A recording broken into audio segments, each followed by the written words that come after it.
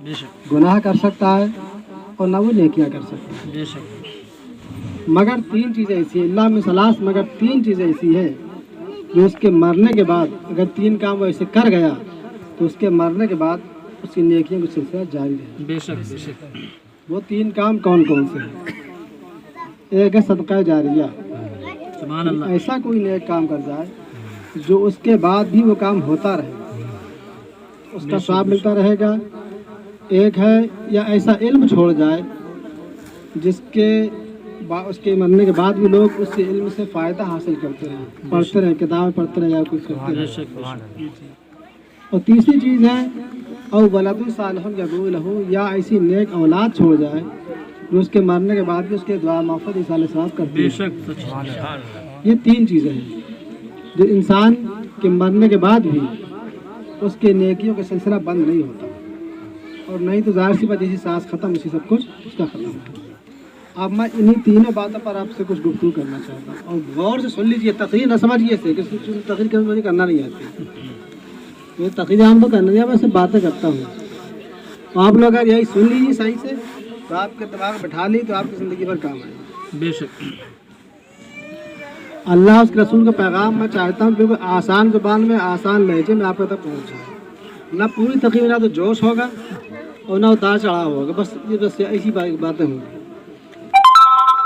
तो मैं अर्ज कर रहा था कि तीन चीज़ें ऐसी हैं। सबसे पहले सदका जारिया। सदका जारिया से मतलब ये होता है कि कोई भी ऐसा काम करता है, मिसाल के तौर पर जहाँ पानी की ज़रूरत है, लोग परेशान हैं, पानी नहीं मिल रहा, तो आप वहाँ पर हैंड पंप लगवा दीजिए, जैसे पहले कुआं खुदवाए जाते थे। बेशक। और उसका पानी जो भी नियत कर लीजिए कि हमारा जो हमने जिसने भी किया, अगर उसने करवा दिया तो वो चाहे भले भरे ख़त्म हो जाए, इंतकाल कर जाए, लेकिन जब तक उसका पानी पिया जाता रहेगा, जब तक उसे पानी निकलता रहेगा, उसके नाम अमल सवाब जाती जाएगा।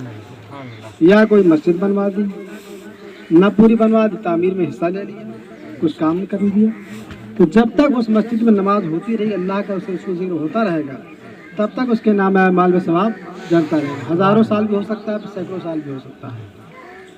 ऐसे ही कोई मदरसा कायम कर दिया या कोई मदरसे में तावन कर दिया, किसी एक बच्चे की फर्ज कर लो, एक बच्चे का खर्चा साल भर में आता है तो 20,000 रुपये साल में आया मदरसे में खर्चा।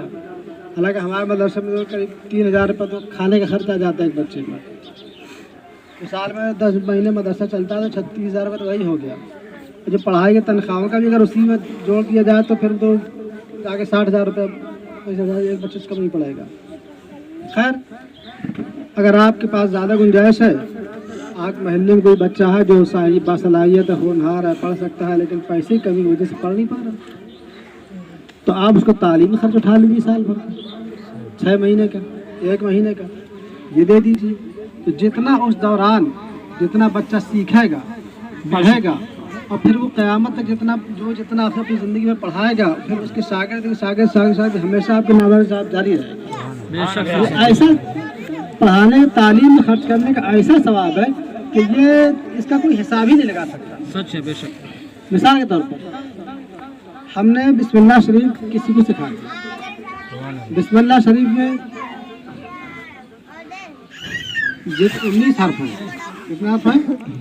19 हर्फ। अगर इसके 10 गुना कर दीजिए, कम से कम हर लफ्ज़ में कम से कम एक नेकी होती है। हदीस पाक में हज़रत अली रज़ी अल्लाह तआला भी है कि अगर कुरान पाक बावजू यही नमाज में पढ़ा जाए, कितना?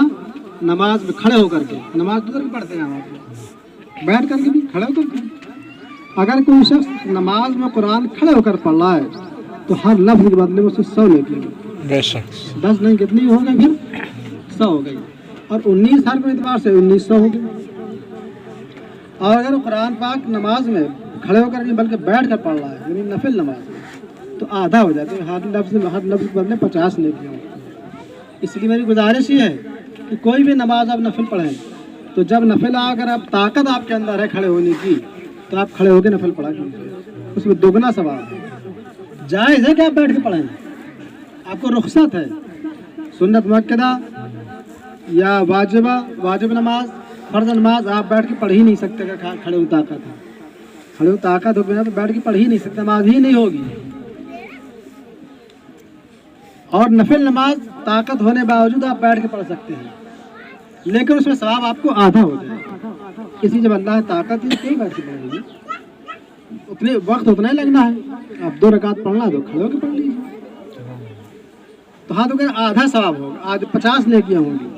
और अगर कोई शख्स कुरान पढ़ रहा है और बावजूद है, यानी कि मसला ये भी समझ लीजिए कि कुरान पाक नापाकी पढ़ना हराम है, गुनाह है।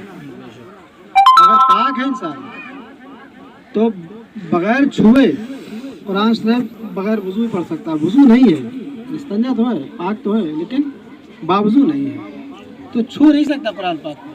तो छूने के लिए वजू शर्त है। कुरान को खुद फरमाता ला मसूल मुताहरून, उससे बावजू ही छुओ। बेशक बेशक बगैर वजू छुएंगे तो हराम है, लेकिन बगैर छुए जुबानी पढ़ सकते हैं। आप चलते फिरते वजू नहीं, लेकिन चलते फिरते कुरान शरीफ पढ़ लें, जो सूरत याद है वो पढ़ लें। तो अगर बावजू पढ़ेंगे आप चलते फिरते भी, तो हर लफ्ज़ के बदले में 25 नेकियां मिलेंगी बगैर नमाज के। और अगर बेवजू भी आप पढ़ रहे हैं तब हर लफ्ज़ के बदले 10 नेकियां की मिलेंगी। ये हदीस में तो अर्ज करने मकसद कम से कम हर लफ्ज़ के बदले में 10 नेकियां। अब मैं हमने किसी को बिस्मिल्लाह शरीफ सिखा दी, क्या सिर्फ बिस्मिल्लाह सिखाया, हमने उसको सिखाई। अब ज़िंदगी में खाना खाने बैठा तो उन्हें बिस्मिल्लाह पढ़ा, पानी पिया तो बिस्मिल्लाह शरीफ पढ़ी, गाड़ी में बैठा तो उसमें बिस्मिल्लाह पढ़ी। जहाँ भी जो भी जायज़ काम उसने किया हर जगह उसने बिस्मिल्लाह पढ़ी। तो जितना दिन भर में उसने 50 बार बिस्मिल्लाह पढ़ी है, तो जितना सवाब उसे होगा उतना ही सवाब आपको भी होगा। भले हालांकि आप सो रहे हैं, आप या ख़त्म हो चुके हैं, इंतकाल कर गए हैं, लेकिन जब भी वो बिस्मिल्लाह शरीफ पढ़ रहा है आपके नामाल में नेकियां चल रही, उसके कमी नहीं हो रही, उसको उतना पूरा मिलेगा। ऐसी अगर उसने किसी को, उसने 2 लोगों को बिस्मिल्लाह सिखा दी है या 10 को सिखा दी है उसने बिस्मिल्लाह, तो जितने लोग उन्होंने 10 को सिखाया, फिर उन्होंने 10 को सिखाया, ऐसे जितना लोग क़यामत तक सीखते चले जाएंगे उसके ज़रिए से, जितना उन सबको सवाब है उतना मिला करके इसको सवाब होगा। इसकी तालीम का तो कोई हिसाब ही नहीं, कोई जोड़ नहीं सकता इसमें सवाब कितना होगा। तो तालीम में खर्चा कीजिए कि सदका जारिया हो गया। आप वैसे आपको मदरसा बनवा दें, तो जितने बच्चों से पढ़ेंगे, जितना इल्म हासिल करेंगे, वो सब का सवाब उसमें हो। तो आप ये सदका जारिया है, इंसान इंतकाल कर जाएगा तब भी उसके बाद भी उसके लिए नाम अमल में नेकी चलती रहेंगी और वो कामयाब हो जाएगा। ऐसे यही समय और रोज करता चलता है। अगर ऐसे किसी ने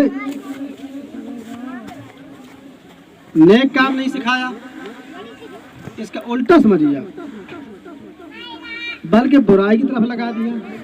फर्ज कर लो किसी ने किसी को जुआ खेलना सिखा दिया, या उसने शराब किसी को पीना सिखा दी, या गांजा फीम चरस किसी को पीना सिखा दी। अगर वो किसी को सिखाता नहीं तो जब तक वो करता तभी तक गुनाह था, वो ख़त्म हो गया, उसके नामाल में गुनाह भी ख़त्म, जो करे ही ना। लेकिन अगर उसने किसी को बुराई के रास्ते पर लगा दिया है, किसी को चोरी करना सिखा दी है, किसी को बेईमानी करना सिखा दी है, किसी को जुआ खेलना सिखा दिया है, किसी को गलत काम में मदद कर दी है, नाजायज़ काम कर मदद कर दी है, तो जब भी वो गलत करेगा उस काम में, जब भी वो जुआ खेलेगा, जब भी शराब पिएगा, वो जितना गुनाह उसे होगा उतना गुनाह इसकी भी नाम में लिखा जाएगा। आप सोच सकते हैं कभी आपको लगता है कि क्या फ़र्क पड़ता है थोड़ा सा, अरे तुम भी बीड़ी पी लो, तुम भी सिगरेट पी लो, और तुम भी थोड़ा सा एक चलम पी लो, तुम लगा लो, और एक पैक तुम भी पी लो, क्या फ़र्क पड़ता है? तो फ़र्क पड़ता है भाई, वो आपने उसको पहली बार पिलाया है, अब क़यामत तक ज़िंदगी में वो जितना पिएगा। आप भले नमाज में सर रखे हैं, आप सजदा कर रहे हैं, आप नमाज पढ़ रहे हैं, आप रोज़ा रख रहे हैं, सब कुछ, लेकिन आपके नामाल में शराब का गुनाह लिखा जा रहा है। आप ज़िना की मदद कर दी आपने किसी की, तो ज़िना का गुनाह अपने नामाल में लिखा जा रहा है।